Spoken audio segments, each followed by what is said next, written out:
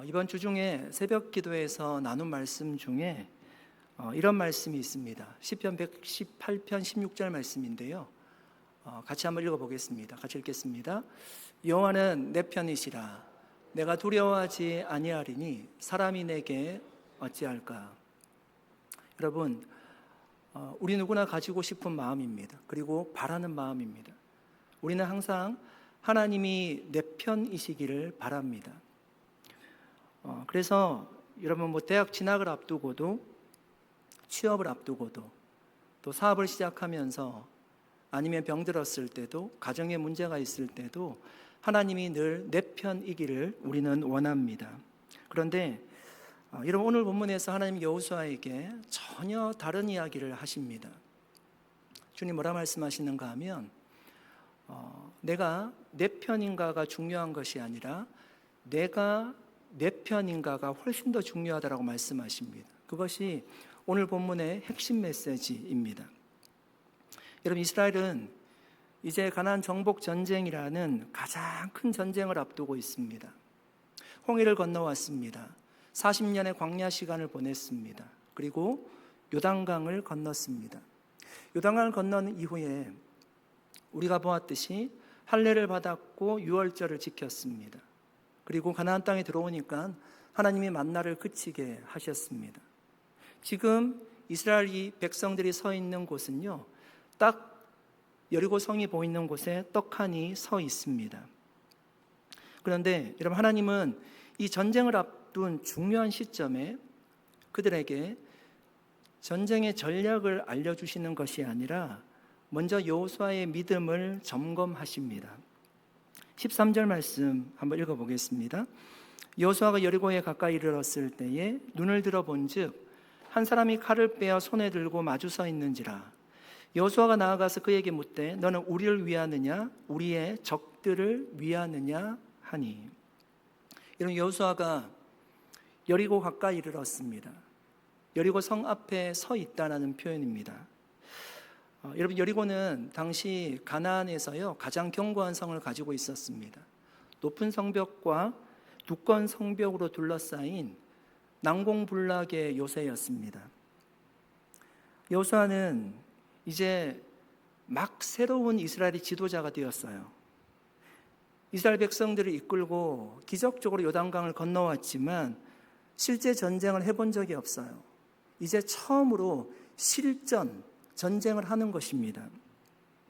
많은 백성들은 여호수아를 보고 있습니다. 그가 전쟁의 경험이 많았던 모세와 같이 우리 전체를 이끌 진정한 지도자가 될 사람인지를 이 전쟁을 통해서 아마 확인하게 될 것입니다. 여호수아는 여리고 성을 바라보면서요 아마 많은 생각을 했을 것입니다.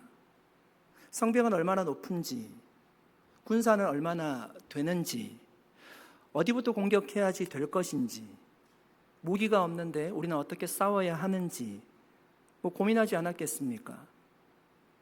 전쟁에 승리하기 위해서 군대 장관이라면, 이스라엘 백성들을 이끌고 있는 총사령관이라면 당연히 고민해야 될 생각일 겁니다. 그런데 바로 그때 여호수아는 전혀 예상하지 못한 것을 보게 됩니다. 13절 하반절에 이렇게 말씀하고 있습니다. 한 사람이 칼을 빼어 손에 들고 마주서 있는지라. 갑자기 눈이 떼어졌어요. 근데 여리고 성을 보고 있었는데 갑자기 어떤 사람이 칼을 들고 서 있는 것입니다. 여러분 손에 칼을 들고 서 있다는 것은 어떤 뜻입니까? 칼을 빼고 지금 서 있는 거예요. 당장이라도 전쟁을 할 수 있다는 뜻입니다.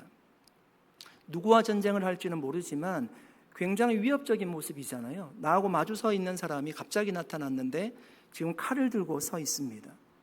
여호수아는 조심스럽게 아마 그에게 다가갔을 것입니다. 그리고 두려운 마음으로 그에게 묻고 있습니다. 여호수아가 나아가서 그에게 묻되 너는 우리를 위하느냐 우리의 적들을 위하느냐. 이렇게 여호수아가 한 질문을 쉽게 말하면요 이런 거잖아요. 당신은 적군입니까? 당신은 아군입니까? 라는 질문입니다. 여러분 우리도 하나님께 이런 질문을 할 때가 많지 않습니까? 하나님 이번 일에는 저를 도와주실 거죠. 하나님 저에게 계획을 이루어 주실 거죠. 하나님 저를 반드시 지켜주실 거죠. 여러분 사실 이런 질문이 해석해 보면 하나님 내 편이시지요. 하나님 적군이 아니라 오늘 본문에 의하면 하나님 아군이지요. 질문하는 것과 똑같은 의미입니다. 하지만 오늘 본문은 우리의 질문, 이런 질문 자체를요 완전히 뒤집어 놓습니다. 14절 상반절입니다. 그가 이르되 아니라 나는 여호와의 군대 대장으로 지금 왔느니라 하는지라. 여러분 그의 대답은 아니라는 것입니다. 히브리어 원문을 보면 가장 강한 부정어를 사용하고 있습니다. 큰 소리로 얘기하는 거예요. 나는 아니라는 거예요. 뭐가 아니라는 거죠? 나는 이스라엘 편도 아니고 나는 가나안 편도 아니라는 거예요. 여러분 여호수아가 듣기는요 얼마나 의외의 대답이에요. 하나님 우리를 위하는 사람 아닙니까? 라고 당연히 물어보고 싶었겠죠. 왜 그렇게 말씀하셨을까요? 왜 하나님은 자기 백성의 편이라고 말씀하지 않으셨을까요? 여러분 이어지는 말씀을 보십시오. 나는 여호와의 군대 대장으로 지금 왔느니라. 여러분 이 말 속에 중요한 의미가 담겨 있습니다. 하나님은 어느 한쪽의 편을 드시는 분이 아니라 하나님의 뜻을 이루시는 분이란 말씀입니다. 나는 지금 여호와의 군대 대장으로 여기 서 있을 뿐이라는 의미입니다. 사랑하는 여러분, 하나님은요 어느 편도 아니십니다. 여러분에게 약간 어쩌면 이 말씀이 충격적으로 다가올 수 있을 것입니다. 굳이 설명을 하자면 하나님은 정의의 편이십니다. 하나님은 거룩의 편이십니다. 하나님은 진리의 편이십니다. 지금 월드컵 하고 있잖아요. 이제 결승전만 남았습니다. 예를 들면 A 국가와 B 국가가 축구 경기를 하고 있어요. A 국가도 하나님을 잘 믿는 국가입니다. B 국가도 하나님을 잘 믿는 국가예요. 경기에 나가기 전에 서로 모여서 선수들이 하나님이 우리를 도와달라고 간절히 기도합니다. B 국가도 동일하게 기도했습니다. 하나님이 어느 편을 드셔야 됩니까? 여러분 생각해 보십시오. 하나님이 부정한 국가를 돕는 것이 맞는 것입니까? 사랑하는 여러분, 하나님은 어느 편도 아니시라고 말씀하셨어요. 그러므로 여러분 우리의 질문이 바뀌어야 돼요. 하나님이 내 편인가를 우리가 궁금해하는 것이 아니라 우리가 하나님 편에 서 있는가가 훨씬 더 중요합니다. 이스라엘 백성들이 광야에서 금송아지를 만들었어요. 모세가 십계명을 받고 급하게 내려왔습니다. 그들을 보았습니다. 모세가 뭐라고 얘기했습니까? 출애굽기 32장 26절 말씀입니다. 이에 모세가 진문에 서서 이르되 누구든지 여호와의 편에 있는 자는 내게로 나오라 하며 레위 자손이 다 모여 그에게로 가는지라. 이런 모세가 그들에게 외쳤어요. 여호와의 편에 있는 자는 내게로 나오라. 그때 이런 모세 앞으로 나온 자는 누구입니까? 레위 자손들이었습니다. 여러분 생각해 보면 사실 이것이요 쉽지 않은 결단이었을 것입니다. 금송아지를 만들 때 모든 사람들이 다 동의했거든요. 그러니까 거기에는 내 친척과 가족이 있을 수 있어요. 나하고 친하게 지냈던 친구도 있고요. 우리 동네에 살았던 이웃 사람들도 있습니다. 그런데 나만 결정한 거예요. 아니 괜히 나섰다가 그들에게 미움받는 것은 아닐까? 아니면 모세가 지금 요청했으니까 조금 더 생각해보고 결정하면 되지 않을까? 왜 그런 생각을 못할까요? 당연히 했을 것입니다. 그러나 이런 레위 사람들은 사람의 눈치를 보거나 자신의 손해를 계산하거나 다수를 따라가거나 군중을 따라가지 않았습니다. 그런 인간적인 관계보다 모세의 말을 들었어요. 하나님의 말씀을 들었어요. 내가 하나님의 편에 서 있는 것이 훨씬 더 중요하다라고 결정을 한 것입니다. 하나님은 여러분, 그들의 결단을 잊지 않으셨습니다. 하나님이 그들을 하나님과 가장 가까운 위치에 두셨습니다. 제사장으로 삼으셨죠. 그리고 하나님을 만나는 성전의 일꾼들로 그들을 삼으셨습니다. 여러분 보십시오. 레위 지파는요, 원래부터 다른 지파보다 뭔가 특별했기 때문에 구별된 지파가 아니었다는 얘기예요. 뭐예요? 하나님 편에 서 있기로 결단한 거예요. 내가 하나님 편에 서 있기로 결단할 때 하나님이 그들을 가까이 하셨어요.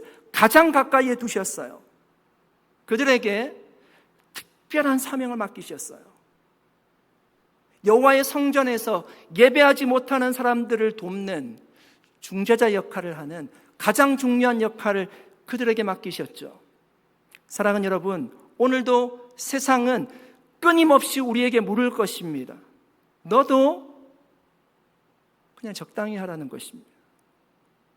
사람들 다 그렇게 살지 않는데 왜 그렇게 특별하게 살아가느냐고, 그렇게 눈치를 줄 겁니다. 왜 너만 다르게 살려고 하느냐고 도전할 겁니다.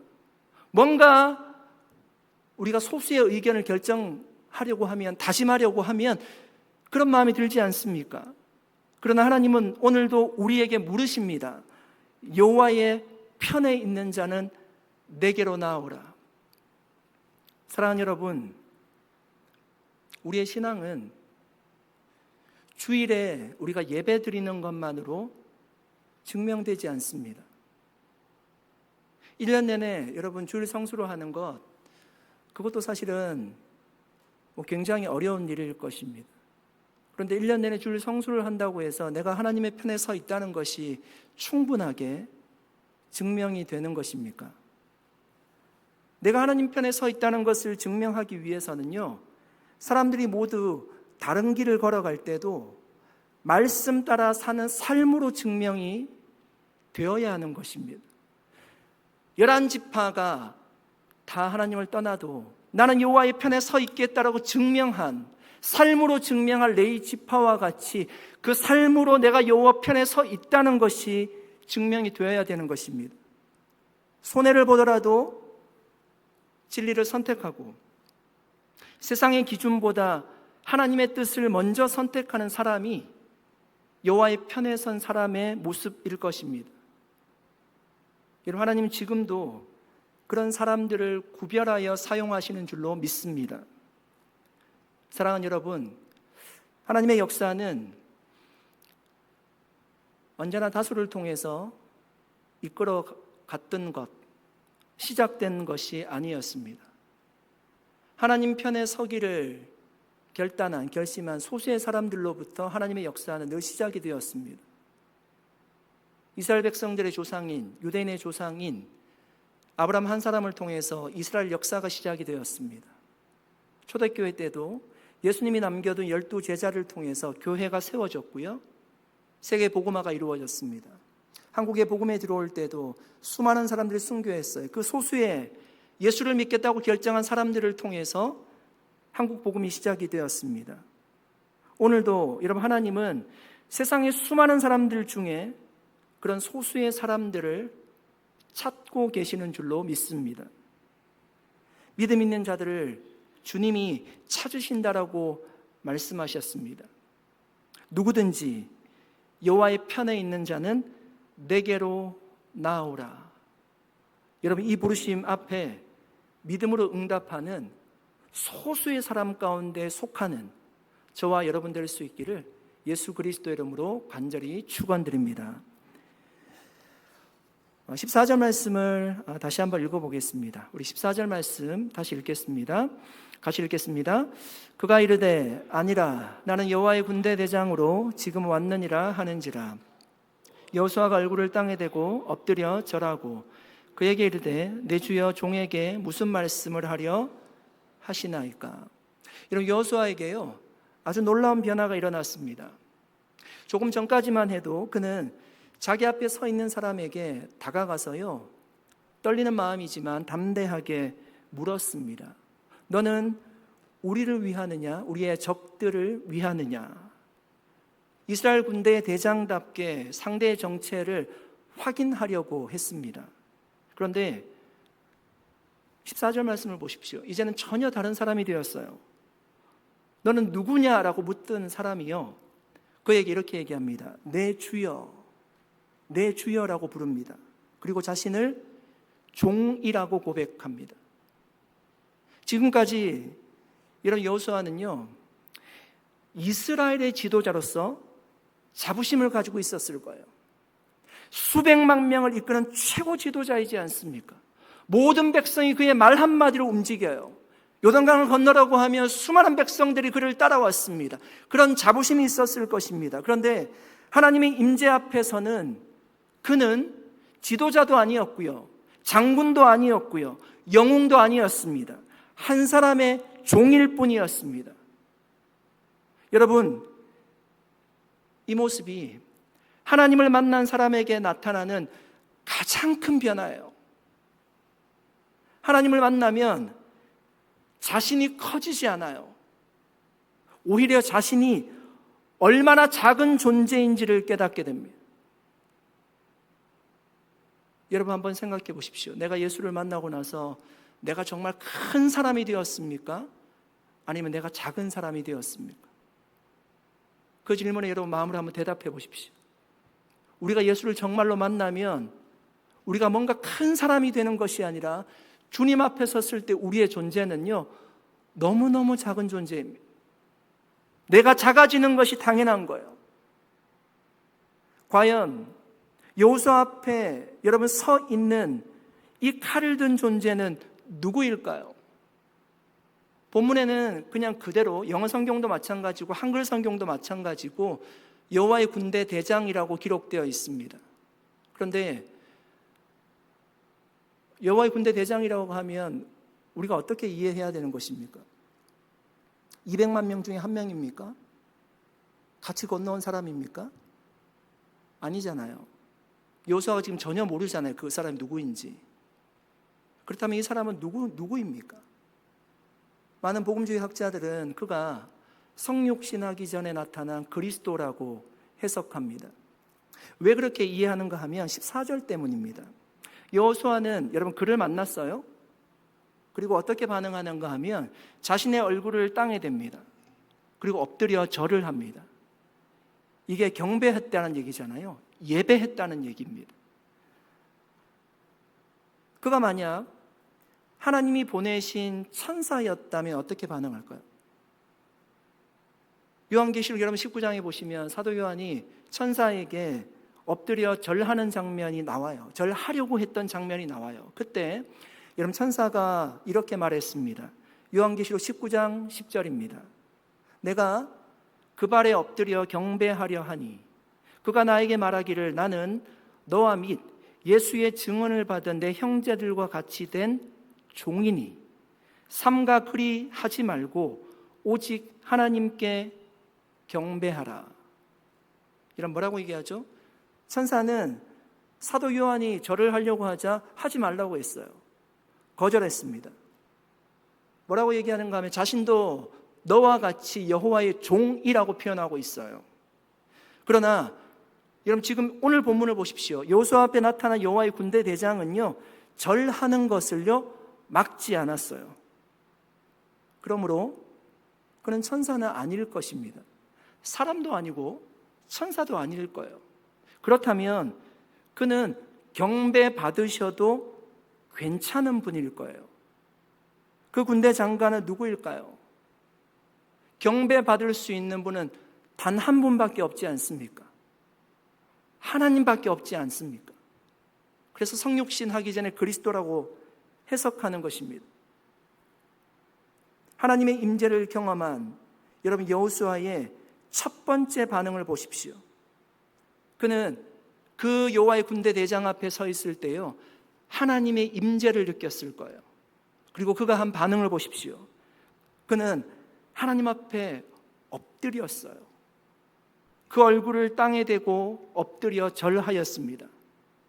여러분, 성경에서 하나님의 임재를 경험한 사람들의 모습은요, 언제나 비슷한 모습이었어요. 이사야가 성전에 들어가지 않습니까? 그 성전에서 높이 들린 하나님의 보좌를 보아요. 그 보좌를 보고 여호수아가 뭐라고 얘기했습니까? 첫 번째로 한 얘기가 화로다 나여 망하게 되었도다 이렇게 고백합니다. 여러분, 그는 선지자였어요. 우리가 보기에는 의롭게 산 사람이거든요. 세상에 어떤 권력에 굴하지 않았습니다. 그런데 자신을 의롭다고 얘기하지 않아요. 그 하늘의 성전을 보고 거룩하신 하나님 앞에서 자신의 죄를 오히려 발견했습니다. 하나님 앞에서 엎드려졌어요. 여러분, 베드로도 마찬가지였죠. 밤새 물고기 한 마리 잡지 못했습니다. 예수님의 말씀에 의지해서 깊은 데로 그물을 내렸고 많은 물고기를 잡았습니다. 그가 한 첫 번째 반응이 예수님 감사합니다. 예수님 고맙습니다. 그런 얘기 아니었습니다. 주님, 저는 죄인입니다. 저를 떠나소서라고 베드로가 고백하지 않습니까? 여러분 보십시오. 하나님을 만난 사람들은 자신을 높이는 사람이 한 사람도 없었어요. 오히려 자신이 얼마나 비천한 존재인지를 깨닫고 하나님 앞에서 자신을 철저하게 낮추었습니다. 여러분, 우리가 엄청난 대자연을 볼 때 하나님의 손길을 느낄 때가 있지 않습니까? 그때 그 장엄한 자연 앞에 우리의 존재가 얼마나 작아 보입니까? 여러분, 이처럼 우리는 나보다 큰 존재 앞에 설 때 조용해지고요, 그 앞에 엎드려지게 됩니다. 사람도 마찬가지죠. 자기보다 권위가 있는 사람들 앞에 가면 조용해집니다. 그리고 마음이 그냥 엎드려지게 되는 것과 같습니다. 그러므로 하나님의 임재 앞에 설 때 엎드려지는 것은요, 아주 자연스러운 반응입니다. 여러분, 세상은 우리가 커져야지만 평안할 것이라고 얘기하고, 우리가 더 높아지고 더 인정받고 더 많은 것을 가져야지만 행복할 것이라고 이야기합니다. 그러나 여러분, 하나님은 반대로 말씀하세요. 내가 낮아질수록 내 안에 하나님이 커질 거라고 말씀하십니다. 하나님이 커질수록 내 마음에는 설명할 수 없는 하나님이 주시는 평안이 찾아올 거예요. 왜냐하면 우리가 다 인생에 짐을 지고 살아가지 않습니까? 그런데 하나님의 임재가 있고 내 마음이 평안이 찾아오면 내 인생 내가 다 책임지며 살지 않아도 된다는 것을 알게 됩니다. 하나님 내 인생을 책임져 주실 것을 알기 때문에 소망을 가지는 겁니다. 사랑하는 여러분, 승리는 언제 시작될까요? 승리는 여리고와의 전투에서 시작되는 것이 아니었습니다. 하나님 앞에서 엎드려지는 데부터 시작되었습니다. 하나님께 예배하는 자리에서 시작이 되었어요. 엎드려질 때 하나님께서 역사하십니다. 여러분, 우리에게 찾아오는 다양한 영적인 전쟁이 있습니다. 그 영적인 전쟁에서 승리하는 것도 같은 원리입니다. 나의 무능함을 고백하고 하나님의 도우심을 바라며 그 주님 앞에 엎드려질 때 우리는 승리할 수 있습니다. 사랑하는 성도 여러분, 오늘 우리에게 정말 필요한 것은요, 더 많은 능력이 아닙니다. 더 뛰어난 전략도 아니에요. 더 좋은 환경도 아닙니다. 먼저 여러분, 하나님의 임재 앞에 우리가 엎드려지는 것인 줄로 믿습니다.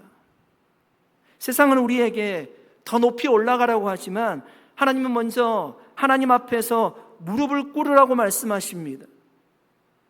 기도하기 위해 여러분, 무릎 꿇는 사람이 하나님의 음성을 듣습니다. 예배의 자리에서 하나님 앞에 무릎 꿇는 사람이 하나님의 뜻을 발견할 것입니다. 하나님 앞에서 겸손의 무릎을 꿇는 사람이 하나님의 능력을 경험하게 될 것입니다. 그러므로 오늘도 우리의 가장 큰 승리의 비결은 사람들 앞에서 우리가 스스로 높아지는 것이 아니라 하나님 앞에서 낮아지는 것임을 기억하시기를 바랍니다. 그렇게 하나님 앞에서 우리를 철저히 낮춤으로 하나님이 주시는 승리를 날마다 경험하며 살아가는 저와 여러분 될 수 있기를 간절히 축원드립니다. 15절 말씀 함께 읽어보겠습니다. 15절 말씀 같이 읽겠습니다. 여호와의 군대 대장이 여호수아에게 이르되 내 발에서 신을 벗으라. 내가 선 곳은 거룩하니라 하니 여호수아가 그대로 행하니라. 아멘. 여호수아는 지금 전쟁을 앞두고 있습니다. 이런 전쟁을 앞두고 있었기에 하나님 앞에서 그가 엎드릴 때 그가 기대했던 말은 이런 말이지 않을까요? 생각했던 하나님께서 나에게 들려주기를 원했던 말은 이런 말이지 않을까요? 성을 이렇게 공격하라. 군사를 이렇게 배치하라.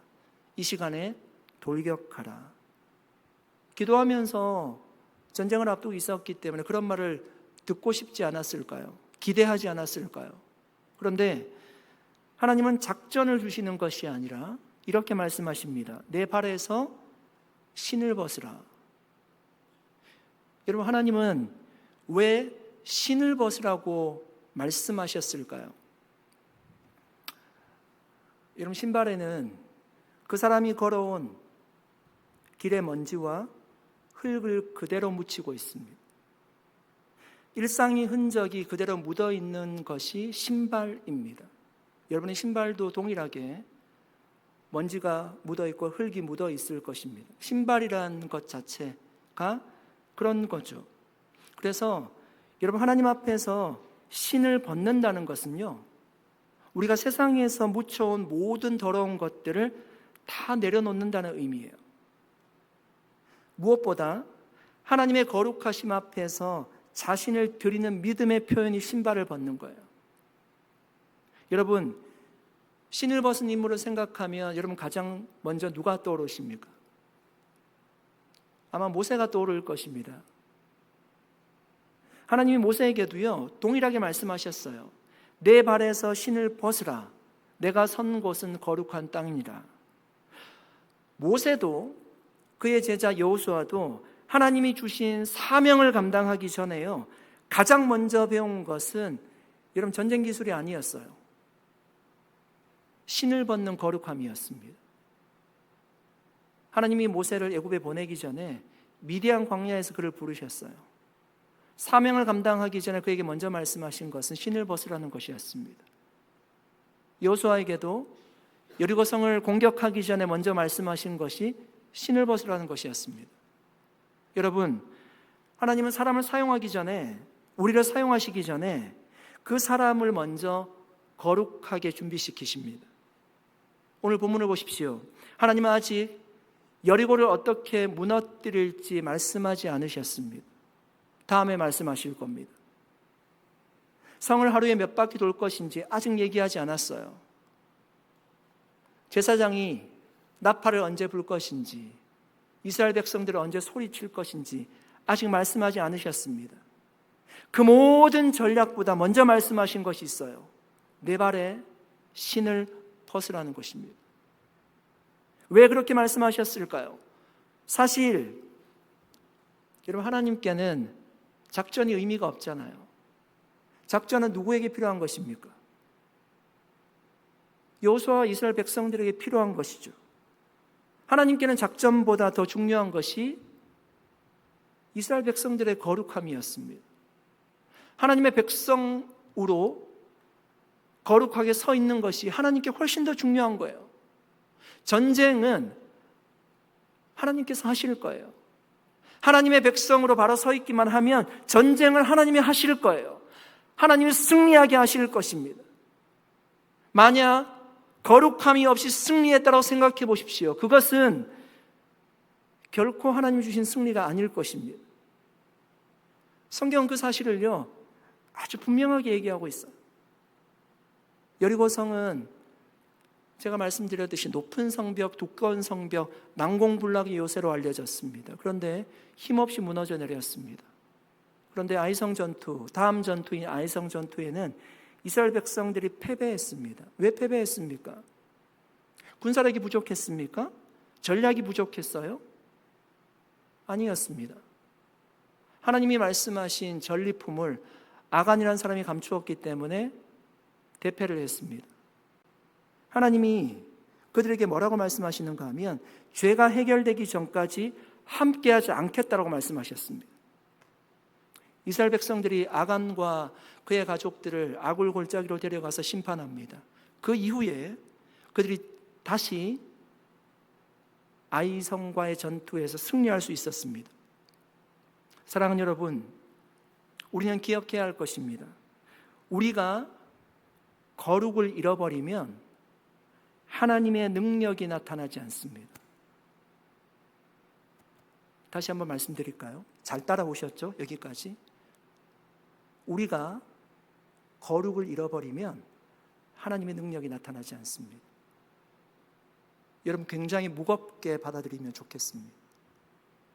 우리가 거룩을 잃어버리면 하나님의 능력이 나타나지 않습니다. 거룩을 잃어버리면 하나님이 임재하지 않기 때문입니다. 하나님은 그와 함께하지 않으십니다. 하나님의 임재가 없으면 아무리 강한 군대를 가지고 있을지라도 승리할 수 없어요. 상대가 아무리 약해도 승리할 수 없습니다. 여러분, 세계 최고의 외과 의사라도 수술 전에 반드시 먼저 하는 것이 있습니다. 손을 씻지 않은 채 수술실로 들어가지 않는다는 것입니다. 아무리 뛰어난 실력을 가지고 있어도 소독하지 않은 손으로는요, 생명을 살릴 수가 없어요. 수술실에서는 실력보다 더 중요한 것이, 먼저 더 중요한 것이 깨끗해야 된다. 여러분, 하나님은 우리의 능력만 보지 않으세요. 우리의 재능만 보지 않으십니다. 우리의 실력만 보지 않으세요. 사도 바울이 디모데에게 얘기하지 않습니까? 하나님이 깨끗한 그릇을 사용하신대요. 하나님이 먼저 보시는 것은 우리의 마음이 하나님 앞에서 거룩한지를 보십니다. 내 삶에 주의 능력이 나타나지 않습니까? 여러분 자신을 한번 돌아보시기 바랍니다. 하나님께서 사용하시는 사람은 뛰어난 사람이 아니라 하나님께 구별된 사람이기 때문입니다. 사랑하는 여러분, 오늘 하나님께서 우리에게 말씀하십니다. 내 발에서 신을 벗으라.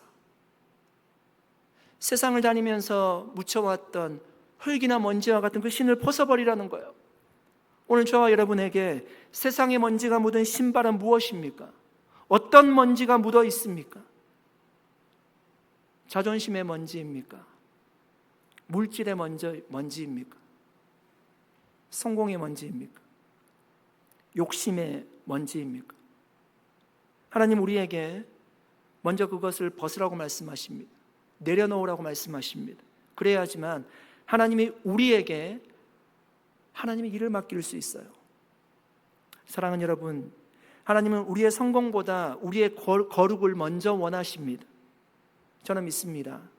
우리의 직장에서도, 우리의 가정에서도, 우리 교회에서도 거룩한 사람을 통해서 하나님이 놀라운 일을 행하실 줄로 믿습니다. 여러분, 거룩함이란 무엇입니까? 거룩함은 특별한 사람이 되는 것이 아니었습니다. 세상의 먼지를 털어버리고 하나님께 자신을 구별하여 드리는 것이 거룩이었습니다. 하나님 앞에서 하나님의 뜻을 먼저 물어보고 하나님 앞에서 자신을 낮추는 삶이 거룩한 삶입니다. 하나님 바로 그렇게 구별된 사람을 통해서 거룩한 사람을 사용하셔서 여리고를 무너뜨리시고 하나님의 놀라운 역사를 이루어 가셨습니다. 오늘 우리도 하나님 앞에서 우리의 먼지 묻은 신발을 벗고 거룩하신 하나님께 자신을 온전히 내어드리는 믿음의 사람들이 다 될 수 있기를 간절히 축원드립니다. 그래서 정말 하나님이 주시는 승리를 경험할 수 있기를, 우리 앞에 있는 여리고가 무너지는 것들을 경험할 수 있기를 예수 그리스도의 이름으로 간절히 축원드립니다. 아멘. 우리 함께 기도하겠습니다.